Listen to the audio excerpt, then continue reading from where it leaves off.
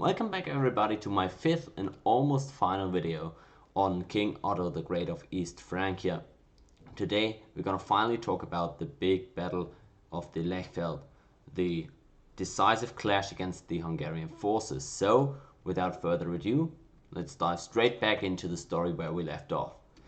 Having kept a close eye on the developments of the civil war between Otto and his son Leodolf, the Hungarians decided it's time to start their own invasion of East Francia. And this time around, they're serious. They're not just gonna come and loot a couple of villages and then go away. They want to set up a sphere of influence in Otto's empire.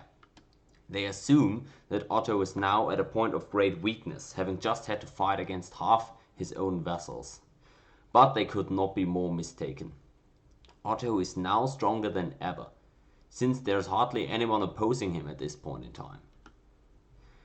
This attack by the Magyars, though, has a comparable effect to France declaring war on Prussia in 1870, prompting all the German tribes to unite behind Otto in this case, even his opponents. So you see these two situations. In 1870 here on the left, you see all these areas in the green, in the green area that I encircled, jump to the aid of Prussia upon France declaring war. And these states are not territories that Prussia had previously had influence over. In fact, those areas were closer to Austria at that point in time. And now in 955, with the Hungarians marching into Bavaria and attacking the empire, all these duchies are now unified, and all these duchies are gonna send troops to support crushing this Hungarian advance. Heinrich warns Otto of the intruders, upon learning which Otto moves immediately south to meet them in Bavaria, where they entered his territory. With only a few Saxons, he sets up camp near Augsburg and meets up with Bavarians and Conrad's Franconians, featuring a powerful regiment of armored horsemen. In total, Otto has about 8 legions at his disposal. This is how he sets them up, and he moves towards the city of Augsburg through rough terrain, trying to shield the army from raids at the hands of the Hungarian horse archers. The first 3 legions are Bavarians, the 4th is Conrad the Red, and his horsemen. The 5th is a selected elite squad around Otto himself. 6 and 7 are Swabian detachments, and finally an 8th, a Bohemian legion, and the supplies. This 8th legion is not very it's not very battle hardened, but they figure it's probably the safest part of the whole army behind all the other men, so they can leave them with the supplies. And he wants to have a strong force in the middle, with him and Conrad being the most effective troops probably there. Trying to avoid open field battle, the Hungarians then cross the Lech River and strike the rear end of the army, seizing the supply and dispersing the Bohemian 8th Legion. The Swabian 6th and 7th Legions are also engaged and start losing the fight against those Hungarian light cavalry. But this prompts Otto to send Conrad, who frees the captives, retrieves the supplies, and chases off the raiders, all with a rather inexperienced legion under his command. This is not by chance though, because this is exactly why Otto chose to go through this narrow, uneasy pathway in the forest in the first place. His heavy cavalry can outmaneuver the light cavalry of the enemies.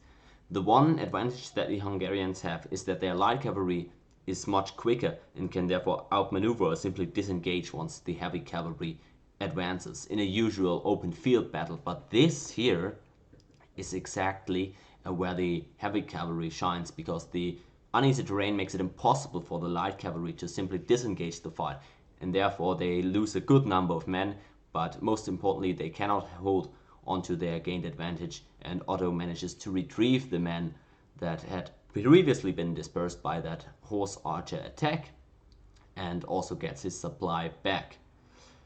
Meanwhile though, a disastrous defeat is suffered by Margrave Theodrich against Slavic barbarians. Saxony is in fear at this point, unsure how the king will fare in Bavaria against the Hungarians, and with a new series of natural disasters and abnormalities striking churches. This is a high stakes affair for Otto here. He's on the verge of losing a whole chunk of his empire, if not even his life, in the combat, of course.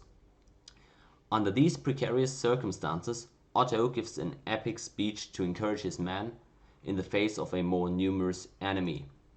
This speech reads as follows: "Up until now I have, credit to your restless hands, fought and won only victories on foreign soil outside my realm.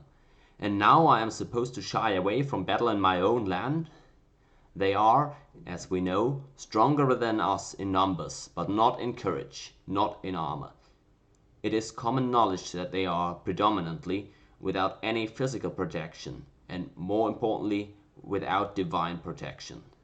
Their only veil is trickery. Ours is faith. It would be shameful for us, the masters of the majority of Europe, to surrender to this foe. We would rather die in battle when the end is near with glory, my warriors, than live in servitude, subdued by our enemy, or even, like nasty animals, end at the rope. I would say 1,000 more words, my warriors, if I knew that speech arouses the bravery within your hearts. Instead, let us now shift the dialogue to swords, not words."